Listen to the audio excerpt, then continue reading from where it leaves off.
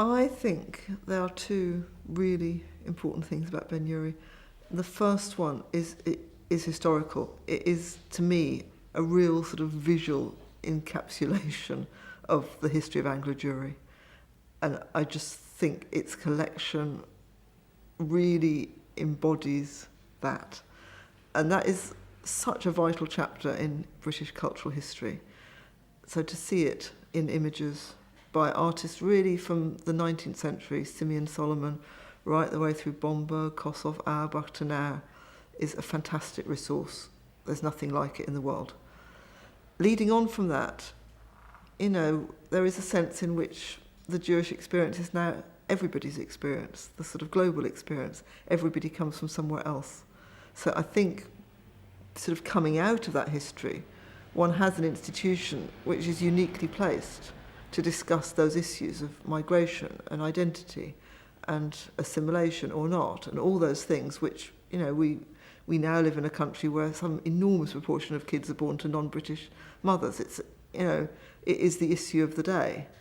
And again, there is no one else that can do it and can do it sort of seamlessly coming out from history to now. I think it's, a really important museum. I think that Ben Uri is in a very important position because it has a specific cultural identity. I think we are coming ever more into this global, homogenised, white cube gallery.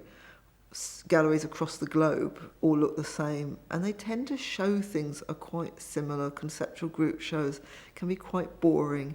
Ben Uri can and does do something else. It's, among small galleries, it's got an exceptional collection. And without wanting to niche it too narrowly, and accepting, of course, that there are Jewish artists who are masters of abstraction, like Rothko and Newman, and conceptualists, there is a figurative instinct in this collection, which I think is quite powerful and something to build on. And I think that relates to the telling of stories, which I think is quite a big thing in art now, the sort of narrative. And I think it stands apart and can do something for which there is a need.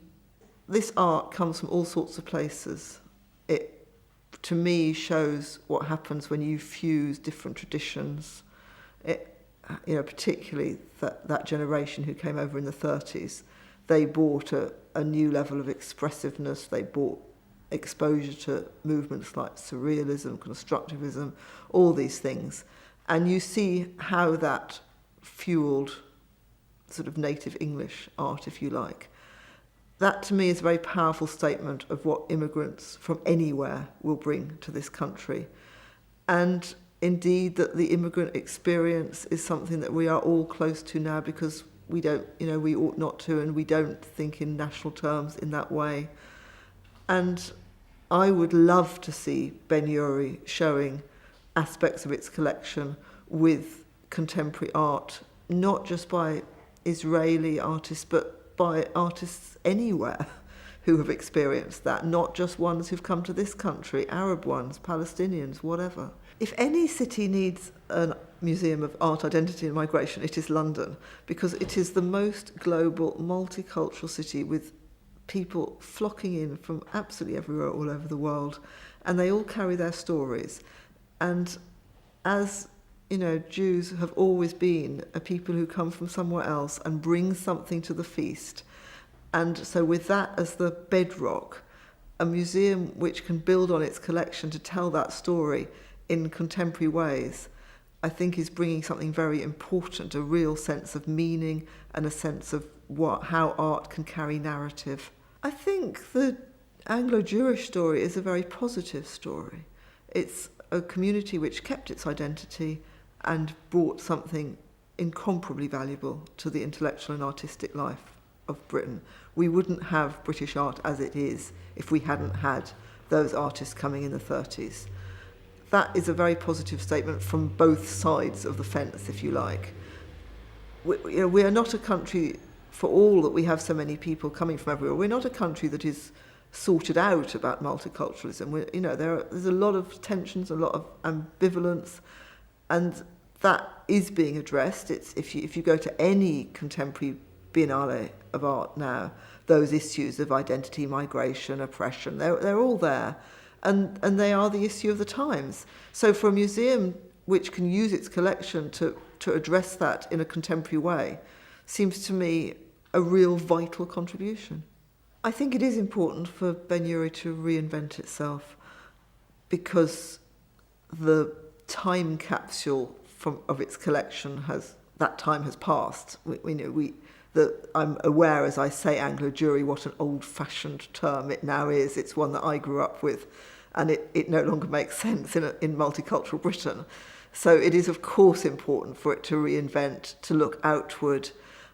As I say, I would like to see it showing all sorts of the art of all sorts of different communities, Palestinian, Israeli, and I'd also like to see it looking back historically, not just within Britain. I mean, there are reserves here, there are Soutines, Chagall's in the collection.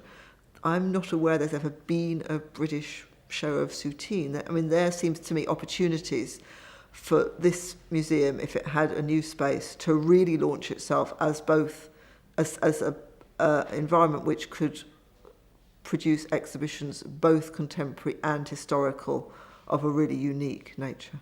I love Ben Uri because I think there's a sense of excellence, and I think it just holds on to that one can do the best and be the best at a small level. I've had revelations here. One of my favourite artists is Joash Woodrow, who was unknown until just before he died in 2000, and the show in which I discovered him was one here. I think there's a possibility for many people to do that with many artists through Ben Uri.